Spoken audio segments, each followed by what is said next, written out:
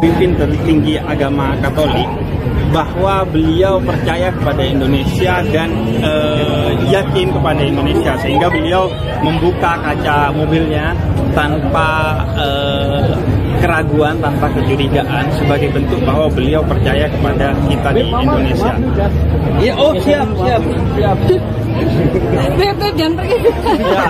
Oke.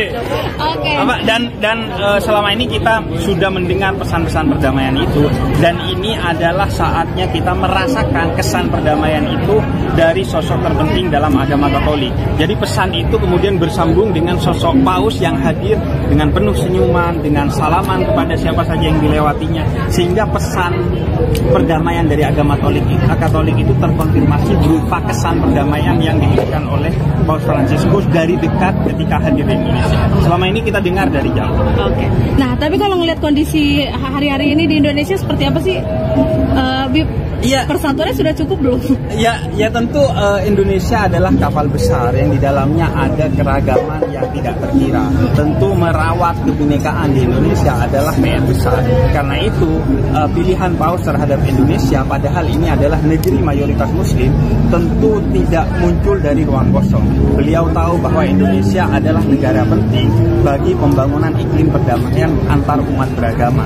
Karena itu Paus datang ke sini untuk kemudian membangun hubungan dengan Indonesia, agar Paus sebagai tokoh agama sekaligus tokoh negara, yaitu pimpinan Gereja Vatikan dan pimpinan Tahta Suci Vatikan, untuk membangun hubungan dengan Indonesia sebagai negara dengan mayoritas Muslim di dunia dan negara besar, agar bisa berkomitmen dan bergerak bersama bagi perdamaian dunia di tengah-tengah banyaknya krisis saat ini. Bagaimana tadi Paus dalam pesannya di Istiqlal menggarisbawahi banyaknya krisis, entah itu krisis iklim, kemudian peperangan di mana-mana, krisis ekonomi, krisis sosial, konflik horizontal. Itu yang digarisbawahi oleh Paus, bahwa ini harus menjadi komitmen bersama kita untuk menyelesaikan berbagai krisis ini, dan itu tidak bisa dibangun kecuali kita juga selesai dengan diri kita sendiri, yaitu kita menjadi pribadi-pribadi yang damai di tengah perbedaan apapun yang ada di antara kita, termasuk perbedaan agama antara umat Katolik dan umat Muslim di Indonesia.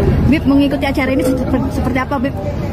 Senang sekali, bahkan undangannya saya yang minta kepada Istiqlal untuk diundang, karena saya membaca karya-karya berkenaan dengan Paus Fransiskus. Saya menonton film-film dokumenter yang bercerita tentang Paus Fransiskus. Saya ingin mengenal Paus Fransiskus lebih dekat setelah saya mengenal beliau dari jauh, dan saya merasakan keselarasan itu. Saya memiliki imajinasi Paus Fransiskus sebagai sosok yang humanis, dan itu terasa dari dekat ketika saya bertemu dengan beliau. Satu sikap dari Paus gitu yang mungkin diteladani atau mengena sekali menurut Habib apa? Ya, yang paling populer adalah kesederhanaannya. Mungkin saya akan memberikan satu fakta yang di luar dari yang banyak beredar. Yang banyak beredar kan tentang tempat tinggalnya, tentang mobilnya, kemudian tentang pesawat yang dinaikin beliau ke sini. Tapi dan jam tangannya yang harganya 124. Berapa? 124.000. Padahal saya pakai Apple Watch gitu. Paus dengan kesederhanaan. Tentu ini pukulan dan kritik keras kepada, saya nggak mau mengatakan pemimpin, karena saya sebagai anak muda ingin introspeksi diri bahwa begitu banyaknya anak muda yang hidup dalam hedonisme dan mempertontonkan hedonisme itu di media sosial. Tentu ini kritik dari seorang Paus melalui pesan kesederhanaan.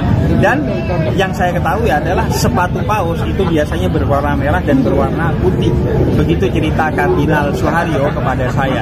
Namun Paus Fransiskus memilih sepatu hitam yang sudah kusut, yang sudah banyak lekukan-lekukan yang tidak bisa diluruskan lagi. Itu menunjukkan ini sepatu yang telah lama dipakai oleh beliau sebagai komitmen beliau sebagai pribadi yang sangat sederhana. Dan saya rasa ini satu hal yang penting sekali bagi anak muda di Indonesia yang sekarang sering mempertontonkan hedonisme, foya-foya yang menimbulkan kecemburuan sosial, bahkan kepada orang yang kita tidak pernah ketemu dan kita tidak pernah kenal, karena kita share itu di media sosial. Betapa buruknya kita memberikan kesan buruk melalui media sosial kepada orang-orang yang jauh di sana.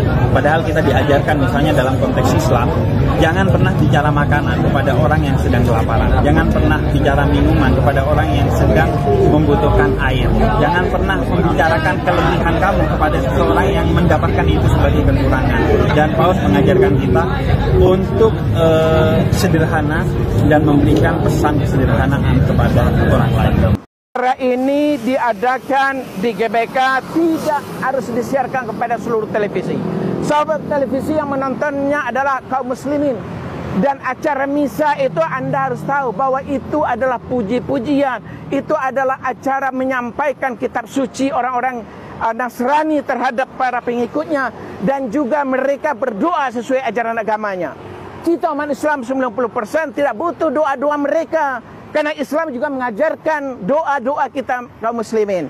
Jadi inilah kita meminta juga kepada Paus Franciscus ini harusnya tidak merusak negara dia yang tempat dia datangi hari ini. Yaitu adalah negara muslim.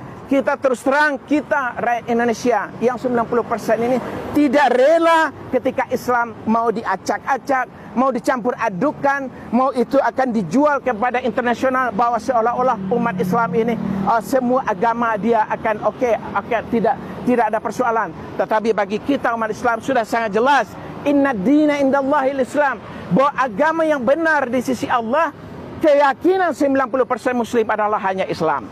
Oleh sebab itu, jangan mengundang kemarahan kaum muslimin. Kami ingatkan nih Jokowi bersama aparat-aparatnya.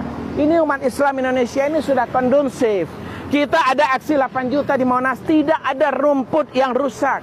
Tidak ada pesta yang diadakan di gereja, tetap dia dikawal dan dengan sangat aman pengantin sampai di pelaminannya, di gerejanya, di tempat nikahnya. Begitu toleransi umat Islam di negeri ini.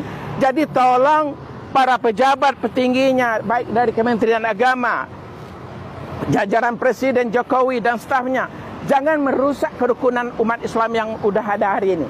Jangan juga membangunkan umat Islam yang sudah sangat toleransi ini.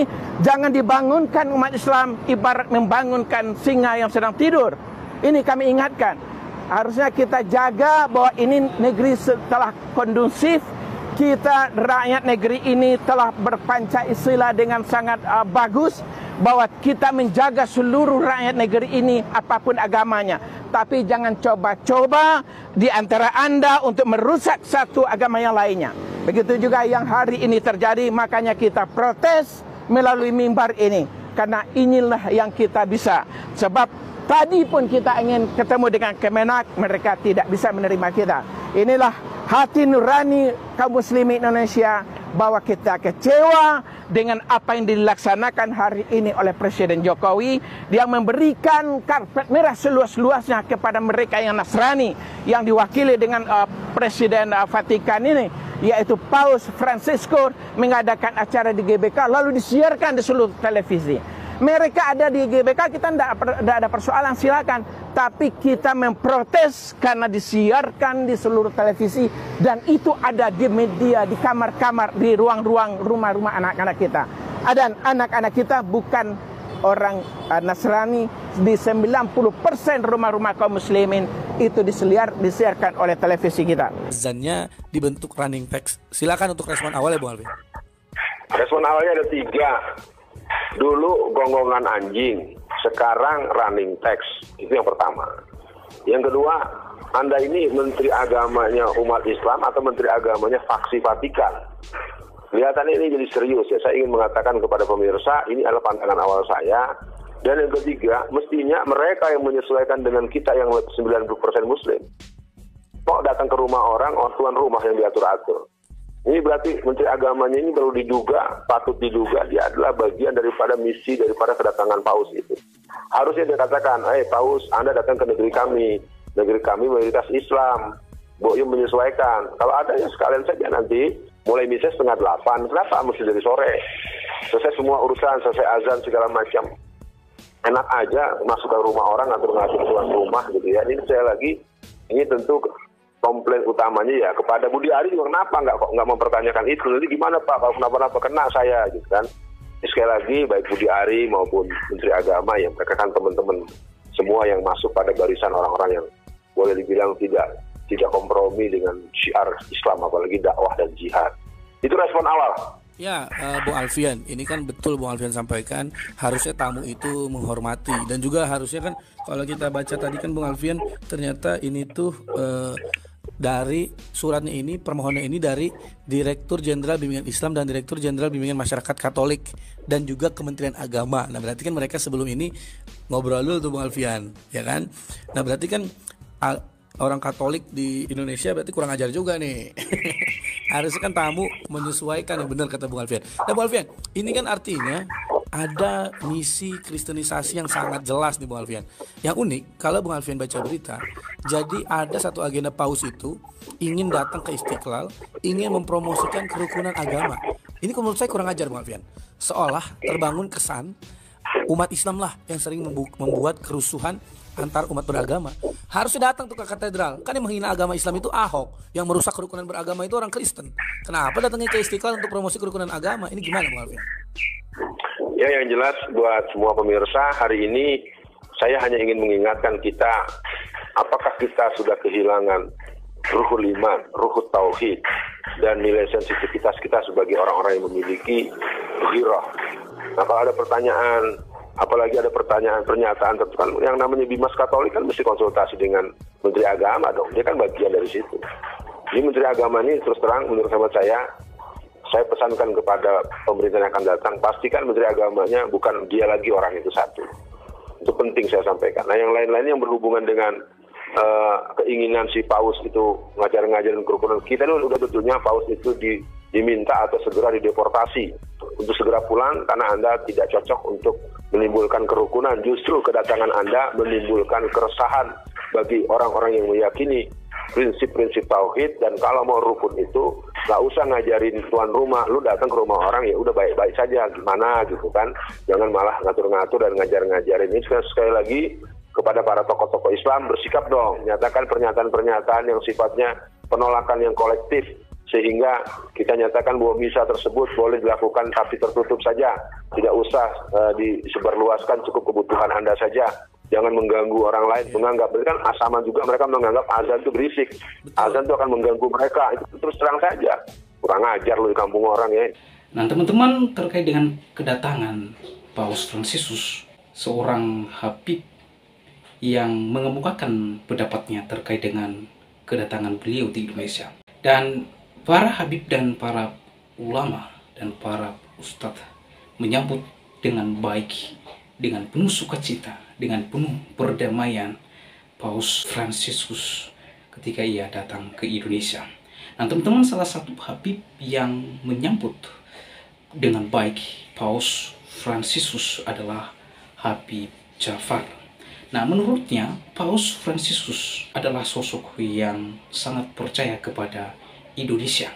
Habib Ja'far menjelaskan bahwa kedatangan Paus Fransiskus untuk membangun hubungan dengan Indonesia agar bergerak dan berkomitmen bersama untuk membangun perdamaian atau berkomitmen bersama dengan perdamaian dunia. Nah teman-teman, inilah tokoh agama yang benar, tokoh agama yang memiliki wawasan yang sangat bagus, berbeda dengan para ustadz-ustadz yang anti dengan kekristenan, yang anti dengan Paus Fransiskus, seperti ustadz yang berikut ini. Azannya dibentuk running text. Silakan untuk respon awal ya Bu Alvin.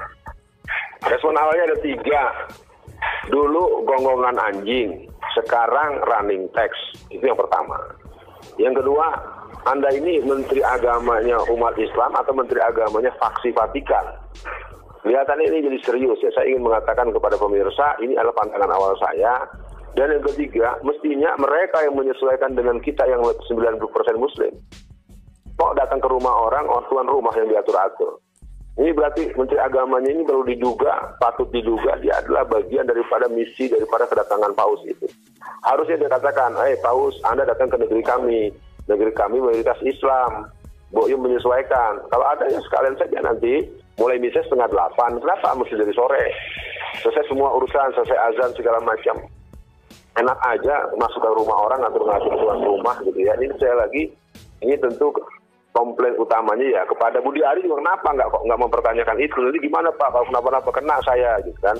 Ini sekali lagi baik Budi Ari maupun Menteri Agama ya, mereka kan teman-teman semua yang masuk pada barisan orang-orang yang boleh dibilang tidak kompromi dengan syiar Islam, apalagi dakwah dan jihad. Itu respon awal. Ya, Bung Alfian, ini kan betul Bung Alfian sampaikan, harusnya tamu itu menghormati, dan juga harusnya kan kalau kita baca tadi kan Bung Alfian, ternyata ini tuh dari suratnya ini, permohonan ini dari Direktur Jenderal Bimbingan Islam dan Direktur Jenderal Bimbingan Masyarakat Katolik dan juga Kementerian Agama. Nah, berarti kan mereka sebelum ini ngobrol dulu tuh Bung Alfian, ya kan? Nah, berarti kan orang Katolik di Indonesia berarti kurang ajar juga nih. Harusnya kan tamu menyesuaikan, yang benar kata Bung Alfian. Nah, Bung Alfian, ini kan artinya ada misi kristenisasi yang sangat jelas nih Bung Alfian. Yang unik, kalau Bung Alfian baca berita, jadi ada satu agenda Paus itu ingin datang ke Istiqlal, ingin mempromosikan kerukunan agama. Ini menurut saya kurang ajar Bung Alfian. Seolah terbangun kesan umat Islam lah yang sering membuat kerusuhan antar umat beragama. Harusnya datang tuh ke katedral. Kan yang menghina agama Islam itu Ahok, yang merusak kerukunan beragama itu orang Kristen. Kenapa datangnya ke Istiqlal untuk promosi kerukunan agama? Ini gimana Bung Alfian?